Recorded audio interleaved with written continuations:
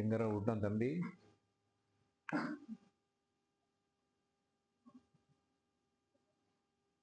எங்கற விட்டுருக்கோம்?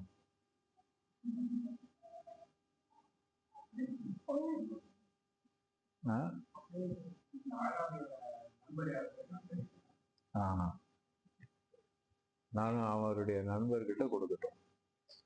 சமோசா வந்தானே மறந்து போயிடுச்சு குழந்தைங்க. பாதி கடிச்ச மாதிரி இருக்கிற இடத்துல விட்டோன்னு சொல்லாம இருந்தீங்க. தம்பி கேட்டுக்கிறீங்களா? எங்கற விட்டுருக்கிறோம்? அந்த கிராமப்புற அரபிட நண்பர் இருக்கிறார் பாருங்க, அவர்கிட்ட கொடுக்குறான். இத கொடுங்கிற வந்தவொடனே கொடுங்க. அவர் வந்துட்டார். கிராமப்புற அரபி கொஞ்ச நாள்ல வந்துட்டார். வந்த உடனே இவர் என்ன செய்யறாரு? அதை போய் கொடுக்குறார். கொடுத்த உடனே அவர் என்ன செஞ்சாரு? சரி நல்லதா போச்சு, நமக்கு வந்திருக்குதேன்னு வாங்க இல்லை. என்ன செய்யறாரு? அதான் சஹாபாக்கு என்ன செய்யறாரு? ஏன் ரசூலுல்லாஹ் எனக்கு தந்தாங்கன்னு கேட்கிறார். அது நீங்க ரசூலுல்லாஹ்ட்ட கேட்டுக்கிறீங்க. ரசூலுல்லாஹ்ட்ட போனாங்க. போய் இவர் கேட்கிறார். என்ன கேட்கிறாரு? யா ரசூலுல்லாஹ், நான் இஸ்லாத்தை ஏற்றுக்கொண்டது இந்த மாதிரி கனிமத்து பொருள் கிடைக்கும் அப்படிங்கிறதுக்காக நான் இஸ்லாத்தை ஏற்றுக்கொண்டேன்? இல்லை, நான் இஸ்லாத்தை ஏற்றுக்கொண்டது எதற்கு தெரியுமா? இந்த இடத்தில் அம்பு பாய்ந்து நான் ஷஹீதாக்கப்படணும், அதுக்காக வேண்டிதான் நான் இஸ்லாத்தை ஏற்றுக்கொண்டேன். புரிகிறதா பிள்ளைகளா? இந்த இடத்துல அம்பு பாய்ஞ்சி நான் ஷஹீதாகணும், அதுதான் எனக்கு ஆசை. இந்த பொருளுக்கு பணத்துக்கெல்லாம் நான் ஆசைப்படேன். அல்லாஹ்வுடைய தூதர் ரசூலுல்லாஹி ஸல்லல்லாஹு அலைஹி வஸல்லம் அப்படி ஒரு விருப்பம் இருப்பது உண்மையாக இருக்குமானால் அல்லாஹ் உங்களுக்கு உண்மைப்படுத்துவானாக. நீங்க சொல்றது உண்மைன்னா அது நடக்கும் அப்படின்ட்டான். கொஞ்ச நாள் போச்சு. திரும்ப ஒரு போர்க்களம் வருகிறது. அந்த போர்க்களத்துல அந்த சஹாபி கலந்து கொள்கிறார். போர் முடிஞ்ச உடனே நபிகள் நாயகத்துக்கு ஒரு பழக்கம் இருந்துச்சு. போர்க்களத்தில் யாரெல்லாம் ஷஹீதாகி இருக்கிறாங்களோ அவங்களெல்லாம் அப்படியே பார்த்துட்டு வருவாங்க. அப்ப தோழர்கிட்ட கேட்கிறாங்க, யாரையும் உங்கள யாரையும் காண இல்லையான்னு கேட்கிறாங்க. அப்ப இவரை பத்தி பெருசா தெரியாது. எல்லாரும் என்ன சொல்லிட்டாங்க? இல்லை, எல்லாம் கரெக்டா இருக்கிறோமே அப்படின்னா. இல்லையே, ரசூலுல்லாஹ் கவனமா இருக்கிறாங்க. இல்லை, ஒரு ஆள் குறையிற மாதிரி இருக்க. போய் பார்க்கிறாங்க. பார்த்தா அங்க ஒரு மனிதர் ஷஹீதாகி கிடக்கிறார். மூத்தா போய் கிடக்கிறார். அப்படியே பார்த்துட்டு வரும். ஒரு தொண்டைக்குழியில அம்பு பாஞ்சிருக்கு. அப்படியே அம்பு குத்திக்கிட்டு இருக்குது. அவர் மூத்தா போயிருக்கு. எப்பவுமோ அவர் கேட்டது நபிகள் நாயகம் ஞாபகம் வச்சுக்கிட்டு இருந்து கேட்கிறாங்க,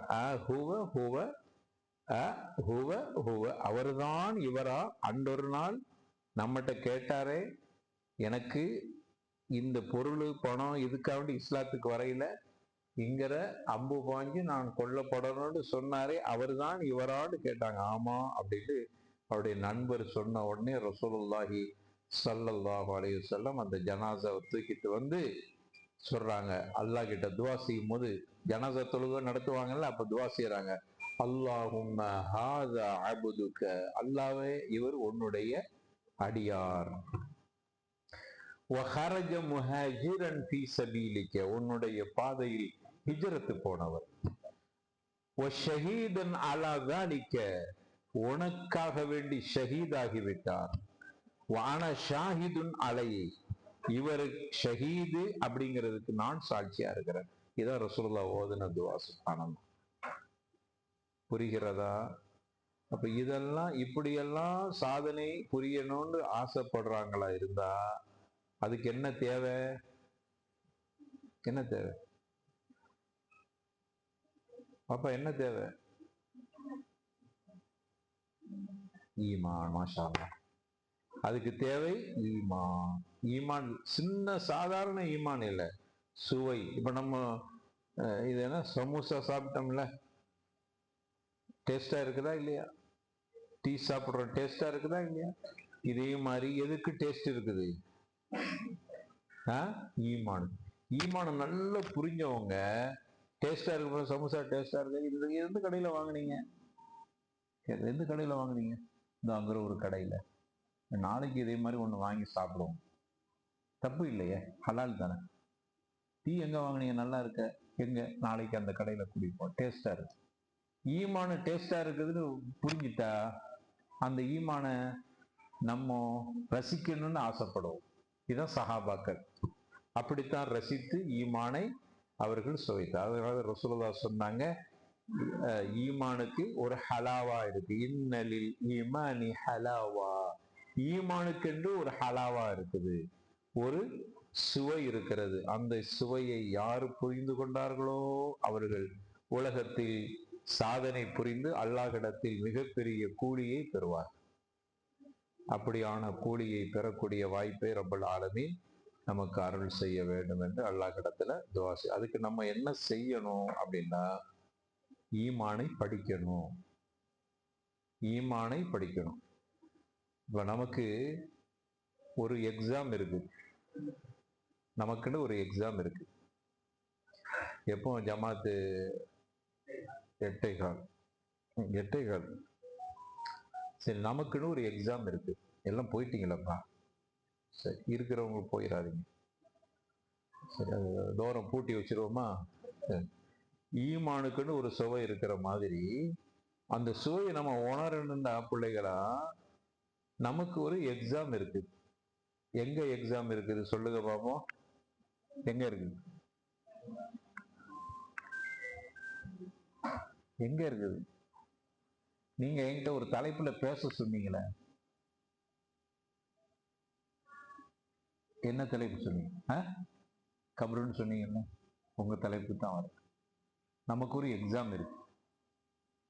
இவர் மாலையில் என்ன பார்த்து என்ன தலைப்புல பேச போறீங்க சொல்லுங்களேன் தம்பி, நான் கபரை பத்தி பேசுங்க, ரொம்ப ஆர்வமா இருக்கிறார் மாஷா அல்லாஹ்.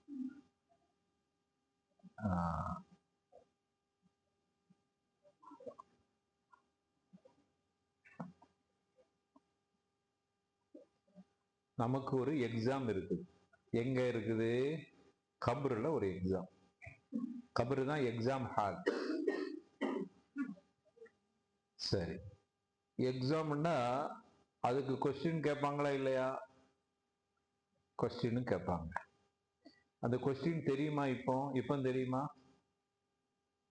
நீங்க ஒரு எக்ஸாம் எழுத போறீங்கன்னா கொஸ்டின் எப்போ தெரியும்? என்ன கேள்வி கேட்பான்னு எப்போ தெரியும்? எக்ஸாம் அதுக்கு முன்னாடி தெரிஞ்சிச்சுன்னா அதுக்கு பேர் என்ன? லீக் அவுட்ஸ்ங்கிறோம். Leak outs, exam paper leak outs சொல்றானா இல்லையா? அவுட் ஆயிடுச்சு, அவுட்ஸ் முடிஞ்சு போச்சு. இப்போ கபர்ல நமக்கு ஒரு எக்ஸாம் நடக்குதுன்னு பார்த்தீங்களா? அந்த கொஸ்டின் லீக் அவுட் ஆயிடுச்சு. நபிகள் நாயகம் ரசூலுல்லாஹி ஸல்லல்லாஹு அலைஹி வஸல்லம் சொல்லிட்டாங்க. என்ன கேள்வி? இத்தனை கேள்வி கேட்பாங்க. எத்தனை கேள்வி கேட்பாங்க? 4. யாரு சரியா சொல்லலாம்? 4 படிச்சிருக்கிறீங்களா?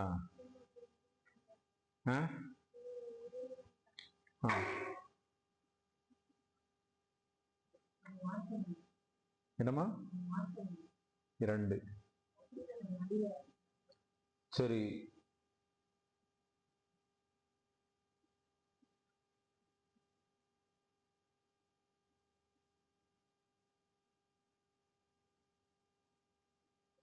மூணு கேள்வி கேட்கப்படும். எத்தனை?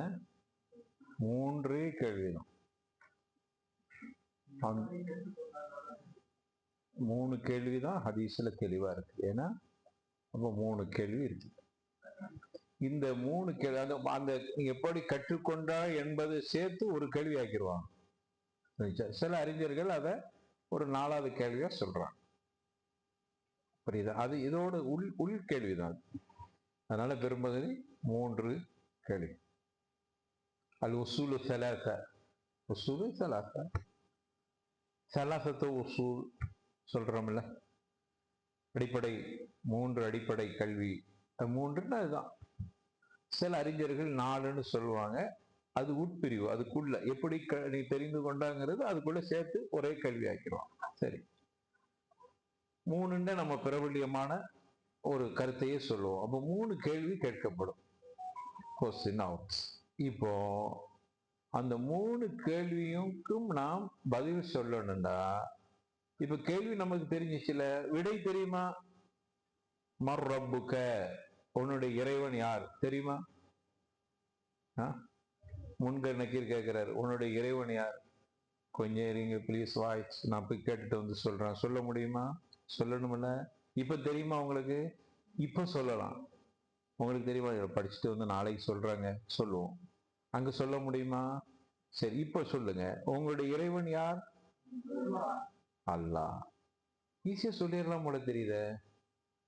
சரி, உங்க நபி யார்? உங்களுடைய மார்க்கம் எது? சொல்லிட்டோம், முடிஞ்சிருச்சு. ஈஸி ஆயிட்டு தானே. ஆனா இப்படி பதில் சொல்றது இல்லை.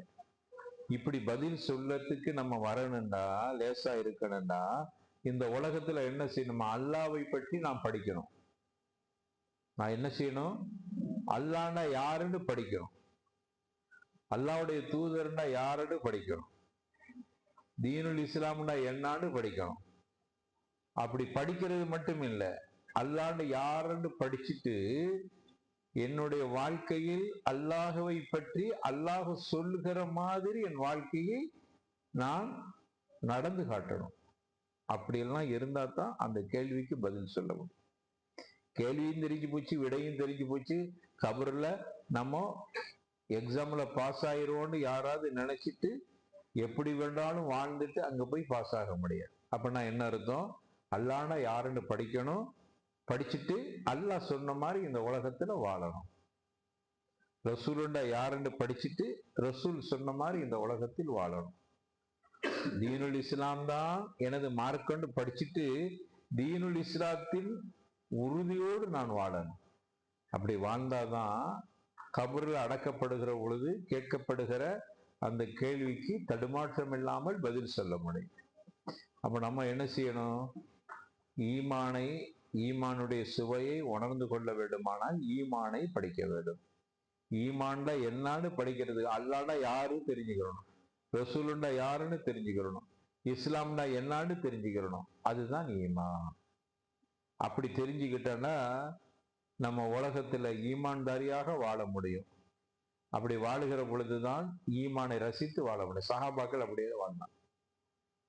அங்க கபர்ல இந்த கேள்வியை கேட்டவுடன் நம்ம சரியா பதில் சொல்லிட்டா நமக்கு நரகத்தை முதல்ல காட்டப்படும். பார், இதோ நரகம், இந்த நரகத்தில் நீ போக வேண்டியவனாக இருந்தாய்.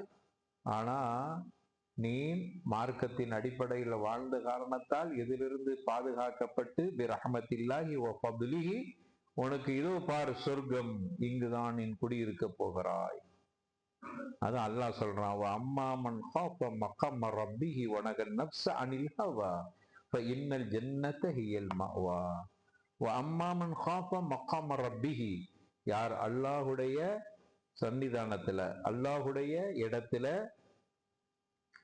நாம் நிறுத்தப்படுவோம் என்று பயப்படுறாங்களோ அவர்கள் என்ன செய்வாங்களாம்? தன்னுடைய மனோ இச்சை சொல்ற மாதிரி நடக்க மாட்டான். மனம் சொல்ற மாதிரி நடக்க மாட்டான். மனம் எதை சொல்லும்? எதை நம்முடைய மனசு என்ன சொல்லுதோ அதெல்லாம் நமக்கு வாழ்க்கையா இருக்கக்கூடாது, மார்க்கமா இருக்கக்கூடாது. அல்லாஹ் என்ன சொல்றான், ரசூல் என்ன சொல்றான், அதைத்தான் அல்லாஹ் சொல்றான். அம்மாமன் காப்ப மக்காம ரப்பிஹி வனகன் நஃப்ஸ. ஆத்மா சொல்ற மாதிரி வாழ மாட்டார். அல்லாஹுடைய இடத்தில் நிறுத்தப்படுவோம் என்கிற அச்சத்தோடு இருக்கக்கூடியவர்கள் மனம் சொல்றபடி வாழ மாட்டார். வனகன் நஃப்ஸ அனில் ஹவா ஃபஇன்னல் ஜன்னத ஹியல் மஅவா. அவருக்கு தான் சொர்க்கம் தயாரா இருக்கு. இன்னொரு ஆள சார், 2 ஆசாமி தான் உலகத்துல. ஒண்ணு யாரு? சொர்க்கவாசி, இன்னொன்னு நரகவாசி. அல்லாஹ் குர்ஆன்ல சொல்றான், வஅம்மா மன் தகா வஆஸரல் ஹயாத்தத் துன்யா ஃபஇன்னல் ஜஹீம ஹியல் மஅவா. இன்னொருத்தர் இருக்கிறான், வஅம்மா மன் தகா, வரம்பு மீறியவர், வஆஸரல் ஹயாத்தத் துன்யா, இந்த உலகத்தை ஆசைப்படுறான். உலகத்துல அப்படி வாழணும், இப்படி உலகத்தெல்லாம் பாக்குறாரு. என்ன கவர்ச்சி, என்ன அழகு, இப்படி இது மாதிரி இருக்கணும், அப்படி வீடை கட்டணும், இப்படி பங்களாவை கட்டணும், இப்படி பைக் வாங்கணும், இப்படி காரு வாங்கணும். இதுதான் சிந்தனையா இருக்கு. அம்மாமன் தகா வஅஸர ஹயாத் துன்யா, உலகத்தினுடைய இன்பத்தை ஆசைப்படுகிறார். ஜஹீம ஹியல் மாவா, அவர் தங்குற இடம் எது? நரகம். ரெண்டு தாங்க இருக்குது. நீ ஈமான வாசி, ஈமானை படி, ஈமானாக வாழு. அப்படி வாழுகிற பொழுது என்ன ஆசை வரும்? மறுமை ஆசை தான் உனக்கு வரும். வலாஹிரத்து கைரு அபுகா, மறுமையே நிரந்தரமானது. அல்லாஹ் சொல்றான் குர்ஆன்ல. இந்த உலகம் இருக்குது பாருங்க, இந்த உலகத்தை பற்றி உங்களுக்கு சொல்லட்ட பிள்ளைகள, உலகத்தை பற்றி தெரிஞ்சுக்கிறீங்களா? உலகம், இந்த உலகம் என்ன தெரியுமா? அல்லாஹ் குர்ஆன்ல சொல்றான் 5 விஷயம். இந்த உலகங்கிறது 5 விஷயத்துக்குள்ள அடக்கும். மொத்த உலகமும் 5 விஷயத்துக்குள்ள அடக்கும். அல்லாஹ் குர்ஆன்ல சொல்றான், இலமு அன்னமல் ஹயாத்துத் துன்யா லைபுன் வலஹுன் வஸீனத்துன் வதஃபாகுருன் வதகாத்துருன். 5 விஷயம் தான் உலகம். எப்படி? அது இந்த உலகம் இருக்கிறது அறிந்து கொள்ளுங்கள். இந்த உலகம் என்பது இலமு அன்னமல் ஹயாத்துத் துன்யா, இந்த உலகம் என்பது லைப். முதல் விஷயம் என்னது? லைப், விளையாட்டு. உலகமே விளையாட்டு தான். நீங்க பார்க்கிற உலகத்துல உள்ள எல்லாமே விளையாட்டு தான். அடுத்து என்ன சொல்றான்? லைப் உலகு, வீண். உலகம் வந்து வீண்பா. தற்காலிகமா வாழ்ந்துட்டு போகலாம் உலகத்துல, அது வீண், லகு. அப்போ லைபுன் வலகு. மூணாவது, உலகம் என்பது ஜீனா, கவர்ச்சி. கவர்ச்சி என்றால போலின்னு அர்த்தம். கவர்ச்சி என்றால என்ன அர்த்தம்? போலி. போலியா இருக்கிறதெல்லாம் கவர்ச்சி. இப்ப பார்க்கணும், ஒருத்தர் கழுத்துல போட்டிருக்கிற பாத்தீங்கன்னா நல்ல தக்க தக்க தக்கன்னு தங்க மாதிரி இருக்கு. டக்குன்னு எடுத்துட்டு போய் பார்த்தா அது என்னது? தங்கம் இல்லை, அது என்னது? போலி. அதான் என்னது? கவரிங், போலி. பார்க்கும்போது ஜீனா இருக்கு. தங்கத்தையும் இதையும் வச்சா எது தக தகன்னு இருக்குது? தங்கத்தை விட இதான் தக்க தக்கன்னு இருக்குது. ஆனா இது என்னது? போலி. அதுக்கு அரபில் என்னது? ஜீனத். அதுக்கான ஜீனத்தின் பேர் வச்சுக்கிறவங்களாம் போலின்னு அர்த்தம் இல்லை. கவர்ச்சியில 2 இருக்குது. ஜீனத்து, மெய்யான ஜீனத்து இருக்கிறா, பொய்யான ஜீனத்தும் இருக்கிறா. மெய்யான ஜீனத்துன்னா, ஒருத்தர் பள்ளிவாசல் அல்லாஹ் குர்ஆன்ல சொல்லும் போது நான் ஆடை அலங்காரத்தோடு வருதல், அது அழகான ஜீனத். இன்னொரு ஜீனத்து என்ன? போலியானது. அந்த போலியத்தான் அல்லாஹ் சொல்றான் ஜீனா. இந்த உலகம் என்பது கவர்ச்சி, போலி. பார்க்கும்போது அப்படியே இருக்கும், ஆனா நிரந்தரம் இல்லையே. உலகம் நிரந்தரமானதா? டெம்பரவரி, எப்போ போகும் தெரியாது, அழிந்து போகும். அல்லாஹ் சொல்றான் குல்லு மன் அலைஹா ஃபேன் அப்படின்ட்டான். எல்லாமே அழிஞ்சு போயிடும். அப்ப ஜீனா எத்தனை சொன்னோம்? எத்தனை சொல்லிக்கிறோம்? மொத்தம் எத்தனை? 5. 3 சொல்லியா? ஜீனா. அடுத்து என்னது? தஃபாஹுர், பெருமை அடிக்கிறான். பாருங்க, உலகத்துல பெருமை அடிக்கிறானா இல்லையா? நான் எவ்வளவு பெரிய பணக்காரன், உலகமே போட்டி போடுது. நீ இவ்வளவு பெரிய புரூஜி கட்டி இருக்கிறியா, நான் அதை விட பெரிய புரூஜி கட்டுவேன். நீ இத்தனை அடி புரூஜி கட்டிக்கிறியா, போட்டி போடுவாங்க. புனியா நபிகள் நாயகம் சொன்னாங்க, கட்டிடங்களை போட்டி போட்டு கட்டுவார்கள். கடைசி காலம் வந்து விட்டார். புரூஜிக்கு என்ன சொல்லுவாங்க? புரூஜ், இந்த இதெல்லாம் இருக்குல்ல, டவர், டவருங்கிறாமல அரபியில்னா புரூஜ். அப்ப டவர், பெரிய டவர் கட்டுறான். அன்னைக்கு நீ கட்டின டவரை விட என்னுடைய டவர் பெருசா இருக்கும். அமெரிக்கால ஒரு டவர் இருக்குது, அதை விட பெரிய டவரை ஒருத்தன் கட்டினான், இன்னொரு நாட்டுக்காரன். அவனை பார்த்து டிவான செய்றான், நான் இதை விட பெருசா. அல்லாவுடைய தூதரை எப்ப பாவலுடன் புனியான்னு இருந்தாங்க. அவன் கட்டடத்தை ஒருத்தனுக்கு ஒருத்தன் போட்டி போட்டு கட்டுவார். தஃபாஹுர், அதைத்தான் அல்லாஹ் தஃபாஹுர், பெருமை அடித்துக் கொள்வார். நானா நீனா போட்டு பார்ப்போமா? இப்ப நம்மளே பார்க்கிறோம். இவர் பெரிய உடனா இவரை விட பெரிய ஊடா கட்டணும் பாரு. தஃபாஹுர். தக்காசுர் அடுத்து சொல்றோம். தக்காசுர் 4வது. 5வது தக்காசுர், அதிகம் இருக்கணும்.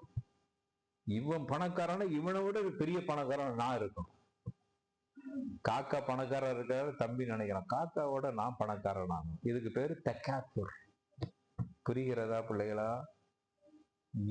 இதுதான் உலகம்ட்டாலாம். இதான்ப்பா உலகம். இந்த உலகத்தையா நேசிக்கிறீங்க? இதான் அல்லாஹ் கேக்குறான். இஅலமு அன்னமல் ஹயாத்து துனியா லஇபுன் வலஹுன் வஸீனத்துன் வதஃபாகுருன் வதகாத்துருன் ஃபில் அம்வால் வல் அவுலாத். அடுத்து சொல்றான்ல, பொருளாதாரத்துல அவனை விட இவன் பெருசா இருக்கணும்னு நினைக்கிறான். குழந்தை செல்வத்தில் அவனை விட எனக்கு ஆம்பளை புள்ள பொம்பளை புள்ள எல்லாம் பெரிய பெரிய குடும்பமா இருக்கணும்னு ஆசைப்படுறான். சரி, சொல்லிட்டு அல்லாஹ் சொல்றான், உலகத்துக்கு ஒரு உதாரணம் சொல்லட்டுமா? அல்லாஹ் கேக்குறான், உலகத்துக்கு உதாரணம் சொல்லட்டுமா? அல்லாஹ் உதாரணம் சொல்றான். என்ன உதாரணம்? கமஸலி கைஸின் அஅஜபல் குஃபார் அப்படின்ட்டாங்க. பெய்கின்ற மழைக்கு ஒப்பானது. மழை பெய்யுது பார்த்தீங்களா, அதுக்கு ஒப்பானது. இந்த உலகம் என்பது மழைய மாதிரின்ட்டான். அது என்ன மழைய மாதிரி? குஃபார். குஃபார் என்றால் நம்ம படிச்சுக்கிறோம், காபிருக்கு பன்மை குஃபார். ஆனா இந்த இடத்துல குஃபார்னா காபிர் இல்ல, விவசாயிக்கு குஃபார்ன்னு சொல்லுவாங்க குரான்ல. குரான்ல ஒரு இடத்துல குஃபார்னா காபிர், இன்னொரு இடத்துல குஃபாருக்கு காபிர்னு அர்த்தம் வச்சா தப்பா போயிடும். அங்க அர்த்தம் என்ன? விவசாயி. இதுலயே ஒரு அர்த்தம் இருக்குது. அரபி மட்டும் தெரிந்து கொண்டால் குரானை புரிந்து கொள்ள முடியுமான்னு கண்டிப்பா முடியாது. அரபி மட்டும் எனக்கு தெரிந்தால் குஃபாருக்கு அர்த்தம் தெரியும், காபிருடைய பன்மை குஃபாரு. ஆனா இந்த இடத்துல குஃபாருக்கு வேற அர்த்தம்ல வருது. குஃபார்னா விவசாயிகள வருது. அப்ப அரபி மட்டும் தெரிஞ்சால் போதாது. நபிகள் நாயகத்துக்கு இறக்கப்பட்ட குர்ஆன் குறைஷிகள் பேசிய அரபியில இறக்கப்பட்டது. அதுக்கு என்ன அர்த்தம் கொடுக்கணுமோ அந்த அர்த்தத்தை கொடுத்தால்தான் அந்த குர்ஆனை சரியாக புரிந்து கொள்ள முடியும். எனக்கு தெரிஞ்ச அரபியில வச்செல்லாம் கொடுத்துட்டு போனோம்னா வழிகாட்டுக்கு நாவுது பில்லா வழிகாட்டுக்கு போயிடும். இது ஒரு சின்ன ஒரு கல்விக்காக வேண்டி சொல்லிக் கொடுக்கிற ஒரு கருத்து. சரி, இங்க பாருங்க, அல்லாஹ் சொல்றான் மழைக்கு உதாரணம். மழை நல்லா பெய்யுது, விவசாயி சந்தோஷம். இந்த இடத்துல குஃபார் விவசாயி. விவசாயி சந்தோஷம். மழை பெஞ்சா யாருக்கு சந்தோஷம்? எல்லாத்துக்கும் சந்தோஷம் தான், குறிப்பாக விவசாயிக்கு சந்தோஷம். ஏன்? அவன் மரம்லாம் நெட்டி இருப்பான், நல்லா காய்க்கும் அப்படின்னு சந்தோஷப்படும். அத மாதிரி இந்த உலகத்தினுடைய இன்பத்தை பார்த்துட்டு சந்தோஷப்படுறான். டே கவர்ச்சி, டே ஜாலியா இருக்கலாம்டா அப்படின்னு ஆகும், ஆசைப்படுறான்ல. மழை பெய்யும் போது விவசாயி சந்தோஷப்படுற மாதிரி கடைசியில மழை அழகா பெய்ஞ்சிட்டு இருக்குன்னு நினைச்சான். கடைசியில பாத்தீங்கன்னா நாளைக்கு அறுவடை பண்ணணும்னு பார்த்தோம், பெய்த மழை மழை பெய்து அதை அடிச்சுட்டு போயிடுச்சு. இப்ப சந்தோஷம் போயிடுச்சா இல்லையா? கொஞ்சம் சந்தோஷப்பட்டா காலையில அறுவடை செய்யணும்னு நினைச்சான், காலையில போய் பார்க்கறான் அது எப்படி தராகு முஸ்ஃபர்ராங்கிறான்ல, அடித்து ஒன்றும் இல்லாமல் ஆக்கி அது சருகுகளாக மாறிவிட்டது. முடிஞ்சிச்சுப்பா. இதான் துனியாங்கிறாங்க. இந்த துனியாவுக்கு தான் போட்டி போடுறியா? இந்த துனியாவுக்கு தான் ஆகிரத்தை விட்டு கொடுக்கிறாயா? இந்த துனியாவுக்காக வேண்டிதான் நீ பாடுபடுகிறாயா? இதுதான் சஹாபாக்கள் துனியாவை புரிஞ்சிருந்தாங்க. துனியா ஒண்ணுமில்லை, குள்ளு மண் அலைகாப்பால். அதனாலதான் இந்த உலகத்தை நேசிக்க இல்லை, வாழ்ந்தாங்க உலகத்துல, கல்யாணம் முடிச்சாங்க, சம்பாதிச்சாங்க, பொருளாதாரத்தை திரட்டினாங்க. ஆனாலும் கூட உலகத்தை அற்பமா நினைச்சாங்க. உலகத்துக்கு அரபியில் என்னங்க? உலகத்துக்கு அரபியில் என்ன? உலகத்துக்கு அர்த்தம் அரபியில் என்ன? துனியா. துனியாங்கிற பார்த்தீங்களா, அதான் உலகம். ஆனா துனியாவுக்கு உண்மையான அர்த்தம் உலகமா? துனியாவுக்கு அல்லாஹ் துனியான்னு தான் சொல்றான். ஆனா துனியாவுக்குன்னு ஒரு அர்த்தம் இருக்கு, அது உலகம் இல்லை. துனியாவுக்கு அர்த்தம் என்னன்னா அது மட்ட ரகமானதுன்னு அர்த்தம். மட்ட ரகமான அதுனாம்பாங்க. அதுனான மட்ட ரகமானது. இது குவாலிட்டி, நல்ல குவாலிட்டியா இருக்குங்களாம். இது சொல்றோம், இது என்ன மற்ற ரகமா இருக்கிற பார்த்தீங்களா, இதுக்கு அரபியில் என்னது? துனியா. மட்ட ரகமான ஒன்றுக்கு பேருதான் துனியா. கடைசியில என்ன ஆகி போச்சு? இந்த உலகத்துக்கு அந்த பேர் வந்துருச்சு. இப்ப சொல்லுங்க, துனியாண்டா என்ன? சரியான அர்த்தம் என்ன? அதுல உட்கார்ந்துட்டு என்னடா உனக்கு பெருமைன்னு அல்லாஹ் கேட்கிறான். மற்ற ரகமா, மொத்தத்திலேயே மற்ற ரகமானது, அதுக்கு பேர கடைசியில துனியாண்ட உலகம் ஆகி போச்சு. ஆனா உண்மையான அர்த்தம் உலக துனியாவுக்கு அர்த்தம் என்ன? மற்ற ரகமானது. குவாலிட்டி இல்லை. குவாலிட்டி இல்லாதத மற்ற ரகமா இருக்கிறத எப்படி நம்ம நேசிக்க முடியும்? அப்படி புரிஞ்சதுனாலதான் சஹாபாக்கள் ஜெயிக்க முடியும். இப்ப தெரியுதா எப்படிப்பா இதெல்லாம் முடியுது? நல்லதா போச்சு. கால் நொண்டியா இருந்தா வீட்டுல இருங்க, உங்களுக்கு ஜிஹாதுடைய நன்மை கிடைக்குதுன்னா சந்தோஷம், நல்லதா போச்சு அப்படின்னு ஒளிஞ்சிக்கிறையில என்ன சொல்றாங்க? இல்ல நான் கலந்துக்கிறோம், அடம் பிடிக்கிறான். நமக்கு சின்ன சலுகை கிடைச்சா அதுக்குள்ள போய் நம்மளாம செஞ்சிடறோம். ஒருத்தர் கேட்கிறாரு, இருக்கிற வீட்டுக்கு பாங்கு சத்தம் மைக்கில சொல்றது கேட்கறது, அவ்வளவுதான். மைக்கில சொன்னதுனால தான் கேட்டுச்சு. அப்போ இல்லாட்டா கேட்காது. அப்ப நான் பள்ளிவாசலுக்கு போனோமா வீட்டுல தொழுவணுமா? சலுகையை பார்க்கறேன். புரிகிறதா கேள்வி? பாங்கு சத்தம் கேட்டா பள்ளிவாசலுக்கு போங்கன்னு, பாங்கு சத்தத்தை கேட்க முடியாட்டா பள்ளிவாசல் தேவையில்லை, வீட்டுல தொழுதுங்க. அப்படித்தானே? சரி, அவர் என்ன கேட்கிறாருன்னா, மைக்கில பாங்க ரசூலுல்லாஹ் காலத்துல எப்படி சொன்னாங்க? சாதாரணமா சொன்னா எங்க வீட்டுக்கு கேட்காது, அப்ப நான் போக தேவையில்லை தானே, சலுகை பார்க்கறான். அப்ப நான் கேட்டேன், உங்கள்ட்ட பைக் இருக்குதா? எங்கெல்லாம் போய் ஒரு பொருள் கிடைக்கலன்னா எங்க போய் வாங்குறீங்க? பைக்கில் இருந்தா அவ்வளோ கடை வீதிக்கெல்லாம் வருது. அங்க பஜார்ல பள்ளிவாசலுக்கு, ஆமா, ஒரு நாளைக்கு எத்தனை தடவை வருவீங்க பஜார்? சாமான் தேவைப்படும் போதெல்லாம் வருவேன். அல்லாஹ் கூப்பிடும் போதெல்லாம் நீ பள்ளிவாசலுக்கு போய் தான் ஆகணும் பாவா. பைக் வச்சுக்கிறீங்களா? ரசூலுல்லாஹ் காலத்துல பைக் இருந்ததா சஹாபாக்கள்கிட்ட? எப்படி ஹதீஸை நம்ம புரிஞ்சுக்கிறது? சலுகை கிடைச்சா போயிரும்னு பார்க்கலாம். சஹாபாக்கள் அப்படி பார்க்கல. மொத்த உலகத்தையும் அதுனாவ பார்த்தாங்க. மொத்த உலகமும் மட்டரகம்னு பார்த்தாங்க. அதனால ஆக்கிரத்து பெருசா தெரிஞ்சு. பெருசா தெரியறதான் புத்திசாலி என்ன செய்வார்? பெருசா இருக்கிறது தான் ஆசைப்படுவார். மட்டரகமானதை ஆசைப்படுவாரா? நல்ல குவாலிட்டி உள்ளதை கேட்பாரா? குவாலிட்டி இல்லாததை போய் மட்டரகமானதை வாங்குவாரா? இந்த சமோசா நல்ல குவாலிட்டியா இருக்குது, இதை வாங்குவாரா? கெட்ட எண்ணெயில பொரிச்சதை வாங்குவாரா? தெரியுது, நல்ல தெரியுது, எதை வாங்குவார்? அதே மாதிரி சாபாக்கள் பார்த்தாங்க, துனியா இவ்வளவு அற்பமானதா, அப்படின்னா வேணாம். ஆசிரத்து ஒல்லாசிரத்து கயிறுவா நிரந்தரமானது, அது போதும். அதனாலதான் இந்த தியாகம் செய்வோம். அதனாலதான் கால் ஊனமா இருந்தாலும் பரவாயில்லை. அதனாலதான் கிராமப்புற அரபி தொண்டை குழியில அம்பு பாய்ஞ்சு மூத்தா போறதுலயே ஒரு டேஸ்ட் பாரு, எப்படி மூத்தா போகணும்னு.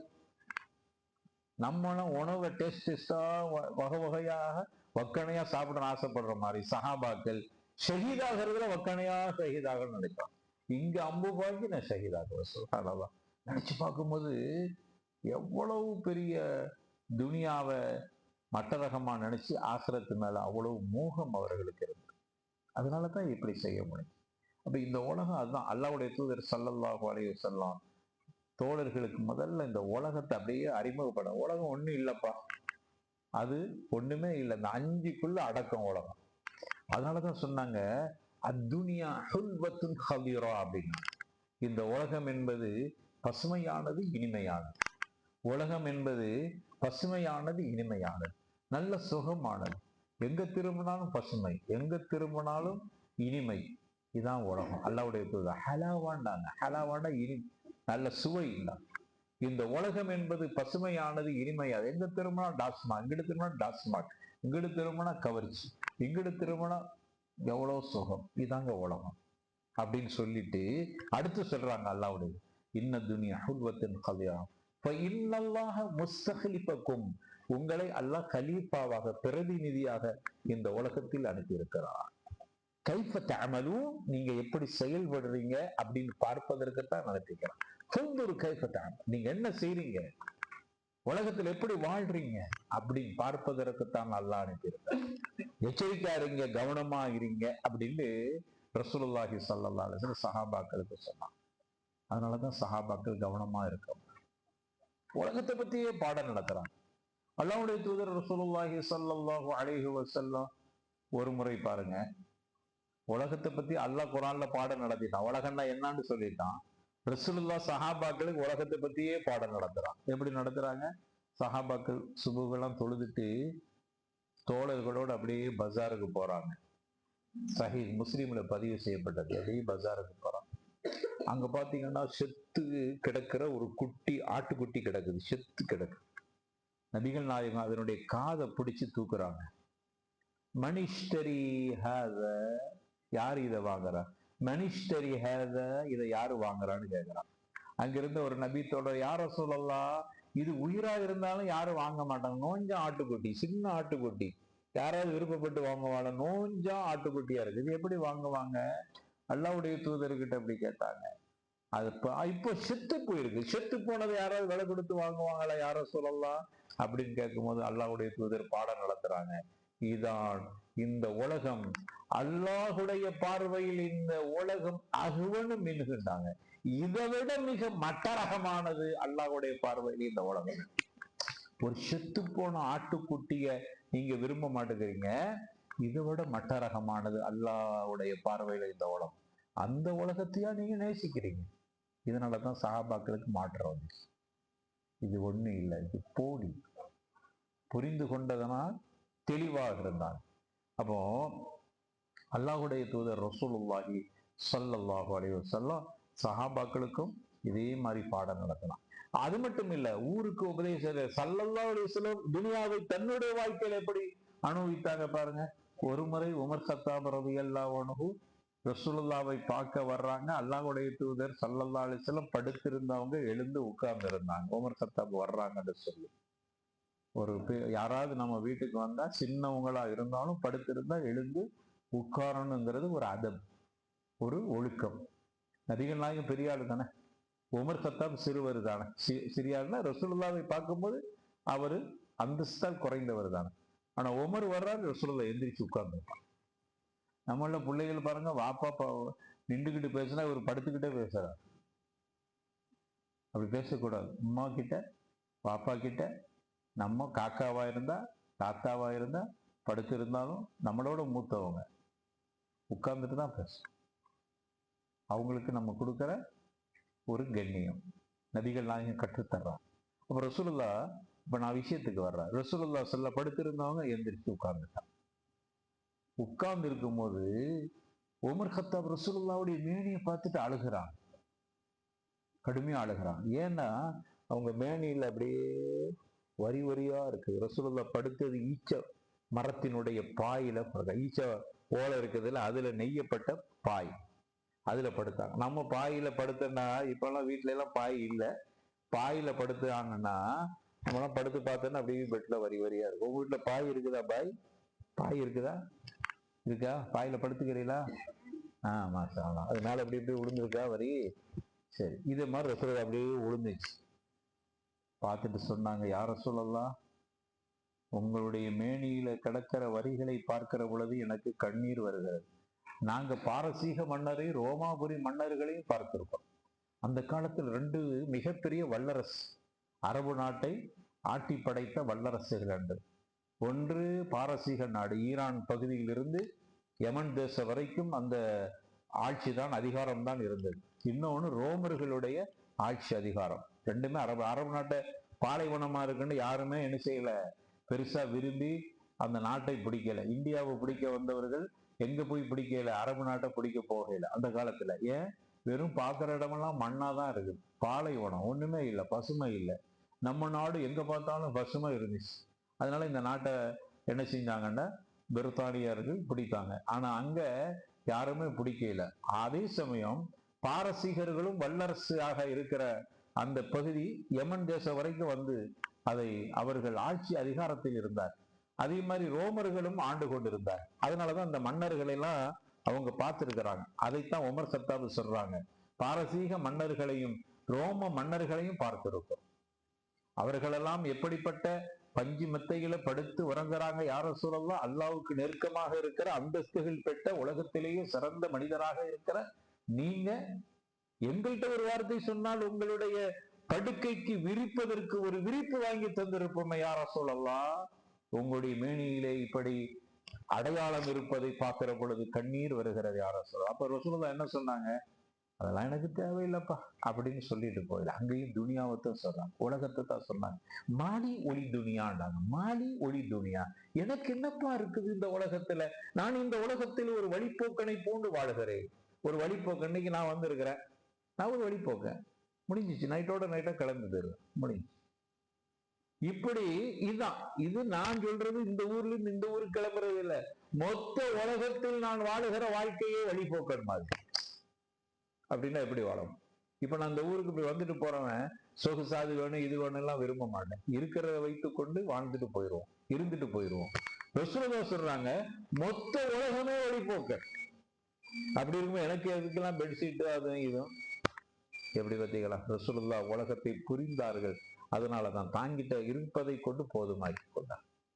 சரி, சஹாபாக்கள் எப்படி புரிஞ்சாங்க பாருங்க. ஒரே ஒரு செய்தியை சொல்லி முடிவுக்கு வந்துடுறேன். ஒரே ஒரு செய்தியை சொல்லி சஹாபாக்களுடைய வாழ்க்கையை பார்ப்போம். நான் என் கடிகாரத்தையே பார்க்கிறேன். 5 நிமிஷம் விளையாட்டு போல தெரியுது, 10லயே நிக்கு. இதோடு முடிச்சுக்கிடுவோம். சஹாபாக்கள்ல பாருங்க, அப்துல்லாஹி பின் உமர் கத்தாபுடைய மகனார் அப்துல்லாஹி பின் உமர். அவங்க சொல்றாங்க, வைத அம்சைத ஃபலா தந்தரி சபாஹ வைத அஸ்பஹத ஃபலா தந்தரி சபாஹ. காலை பொழுதில் இருக்கிற பொழுது மாலை பொழுதை எதிர்பார்க்காதே, மாலை பொழுதில் இருக்கிற பொழுது காலை பொழுதை எதிர்பார்க்காது. காலையில இருக்கும் போது மாலை உனக்குரியது இல்லை. இப்ப மாலையில இருக்கிறோமா, நாளை காலை எனக்குரியதா? இப்பவுமே நல்லதை செஞ்சு முடிச்சிடணும். நாளை காலையில செய்வோம், நல்லதை மட்டும் அப்படி போடாதே, நாளைக்கு நீ இருப்பியான்னு சொல்ல முடியாதுப்பா. இது அஸ்பஹத ஃபலா தந்தரி சபாஹ வைத அம்சைத ஃபலா தந்தரி சபாஹ. மாலையில் இருக்கிற பொழுது காலையை எதிர்பார்க்காதே, காலையில் இருக்கிற பொழுது மாலை எதிர்பார்க்க. அதனாலதான் ஹசனுல் பஸரி சொன்னாங்க ரஹிமஹுல்லாஹ், ரசூலுல்லாஹ் ஸல்லல்லாஹு அலைஹி வஸல்லத்துடைய மாணவர் இப்னு அப்பாஸ் கிட்ட பாடம் படித்தவர் தான் ஹசனுல் பஸரி. பஸராவில் வாழ்ந்ததுனால பஸரி என்று சொல்லப்படுது. அவங்க சொன்னாங்க, தன்னுடைய மாணவர்களை பார்த்து, மொத்த உலகமும் எத்தனை நாளுன்னு கேட்டா, மொத்த உலகம் எத்தனை நாள்? மொத்த உலகம் எத்தனை நாள்? இதுவரைக்கும் யாராலும் சொல்ல முடியாது. மனிதர்களாகிய நான் எத்தனை உலகத்துல எத்தனை நாள் இருப்பேன், எனக்கு எத்தனை நாள், யாராலையும் சொல்ல முடியாது. ஆனா ஹசனுல் பஸரி சொன்னாங்க, நான் சொல்லட்டா மொத்த உலகம் எத்தனை நாள்னு? உங்க ஒவ்வொருவர்களுக்கும் எத்தனை நாள்னு சொல்லட்டா? ஹசனுல் பஸரி, அது எப்படி சொல்ல முடியும்? அது எப்படி சாத்தியமாகும்? சத்தியமா சாத்தியமாகும். நான் சொல்லட்டா அப்படின்னா, மொத்த உலகம் என்பது 3 நாள் தான். எனக்கு 3 நாள் தான், உங்களுக்கு 3 நாள் தான். உலகத்துல வாழ்ற அத்துணை பேருக்கும் மொத்த உலகம் 3 நாள் தான். என்ன அது 3 நாள்? ஆச்சரியப்பட்டு கேட்டாங்க. அது எப்படி? யோமு வாஹித், துனியா யோமு வாஹித், ஒரே நாள். மொத்த உலகமும் 3 நாள் முடிஞ்சிருச்சு. அது எப்படி கேட்கும் போது சொன்னாங்க, ஒன்று அல்யோம் அம்ஸ் கதன், அவ்வளவுதான். ஒன்று 3 நாள்னா என்ன? நேற்று இன்று நாளை. ஒரு மனுஷனுக்கு 3 நாள் தான் நிற்குதுப்பா. நேற்று, நமக்கு நேற்று முடிஞ்சிருச்சா? நேற்று என்பது நான் பிறந்ததிலிருந்து நேற்று வரைக்கும் நேற்று தான். நேற்றை வச்சு எனக்கு ஏதாவது பிரயோஜனம் இருக்குதா? நேற்றை வச்சு முடிஞ்சு போச்சு, ஒண்ணும் செய்யணும். நேத்து நீ வா அதை தர்றேன்னு ஒருத்தன் சொன்னா பைத்தியகாரமா, நேத்து வா தர்றேனா? நல்லாதானே இருந்தான், திடீர்னு நினைப்போமா இல்லையா? அப்ப நேற்று என்பது எனக்கு பிரயோஜனம் முடிஞ்சு போச்சு. கதுமா செத்து போயிடுச்சு, முடிஞ்சு போச்சு. அதான் சொல்றாங்க ஹசனுல் பஸ்ரி மாணவர்களுக்கு, நேற்று என்கிறது ஒரு நாள், அது முடிஞ்சு போச்சு, உனக்கு பிரயோஜனம் இல்லை. இப்ப எத்தனை நாள் மிச்சம் இருக்குது? 2 நாள். ஒண்ணு என்னது? இன்று. இன்னொன்னு என்னது? நாளை. இன்று என்பது எனக்கு பிரயோஜனம் இருக்குது, இன்று நான் இன்னும் அடுத்தது என்ன செய்வேன், அடுத்தது ஏதோ இன்று பிரயோஜனம் நான் இப்ப நடப்புல இருக்குது. நாளை என்பது நாளைக்கு வரும், நாளை என்பது வரலாம், நான் இருக்கணுமே நாளை என்பது. இப்ப எனக்கு என்னது நாளை? இப்ப எத்தனை நாள் எனக்கு சொல்லுங்க? யோமு வாஹித், ஒரே நாள் தான். அதான் சொன்னாங்க, அத்துனியா யோமு வாஹித், உங்க எல்லோருக்கும் உலகம் என்பது ஒரே நாள் தான், முடிஞ்சிருச்சு. ஒரு நாள்ல இன்னைக்கு நான் இருக்கிற நாள் எனக்கு சந்தோஷம், மாஷா அல்லாஹ் தபாரக்கல்லாஹ், இன்னைக்கு நான் இருக்கிறேன். நாளை என்பது எனக்குரியதா? இல்லை. நேற்று என்பது முடிஞ்சு போச்சு. இப்ப என்கிட்ட மிச்சமா இருக்கிற இந்த ஒரு, இதுக்காக என்னப்பா பண்ற போறான்? இதுக்கு என்ன செய்யறா நீ? ஆகிரத்தை மறந்து, ஈமானை விட்டு, தொழுகையை விட்டுட்டு, அல்லாவை மறந்துட்டு, நாளை என்பதே எனக்கு உரியது இல்லை என்பதற்காக வேண்டி இவ்வளவு பாடுபடுகிறாய். தொழுகை விட்டுட்டு வியாபாரம் பண்ணிட்டு இருக்கான். கேட்டா நாளைக்கு என் பிள்ளைங்க, நாளை என்பது உனக்கு இல்லடா, நீ ஷெட் போயிட்டா என்ன பண்ண போறா? இதுதான் ஹசனுல் பஸ்ரி கேட்டான். நீ ஷெட் போனா என்ன பண்ண போறா? நாளை என்பது உனக்கு இப்போ அழியோ இன்றுதான் உனக்கு உரியது, நல்லதை செஞ்சுக்க. நேற்று உனக்கு உன்னை விட்டு போயிருச்சு, யோமு வாஹித். சுப்ஹானல்லாஹ். இப்படி நினைச்சு சஹாபாக்கள் வாழ்ந்ததுனால சாதனை புரிஞ்சாங்க. நாம அப்படி நினைப்போம், இன்ஷா அல்லாஹ் கண்டிப்பா துனியாவுடைய ஆகிரத்திலும் வெற்றிகளை பெற முடியும். சொர்க்கத்தில் கண்மணி நாயகத்தோடு குடியிருக்கிற பாக்கியத்தை அல்லாஹ் ரப்பல் ஆலமீன் நாம் அனைவர்களுக்கும் தர வேண்டும் என்று அல்லாஹ்ட்ட துஆ செய்து ஹவுதுல் கௌசர் என்கிற தடாகத்திலிருந்து கண்மணி நாயகத்தினுடைய முபாரக்கான கரத்தால் வாங்கி குடிக்கிற தௌஃபீகை ரப்பல் ஆலமீன் நாம் அனைவர்களுக்கும் தர வேண்டும் என்று அல்லாஹ் கிட்ட துஆ செய்து எனது இந்த உரையை முடித்துக் கொள்கிறேன். அல்லாஹ் ஏற்றுக்கொள்வானாக. வாஹிரு தஅவானா அனில் ஹம்துலில்லாஹி ரப்பில் ஆலமீன். வஸ்ஸலாமு அலைக்கும் வரஹ்மத்துல்லாஹி வபரகாத்துஹு. சுப்ஹானக்கல்லாஹும்ம வபிஹம்திக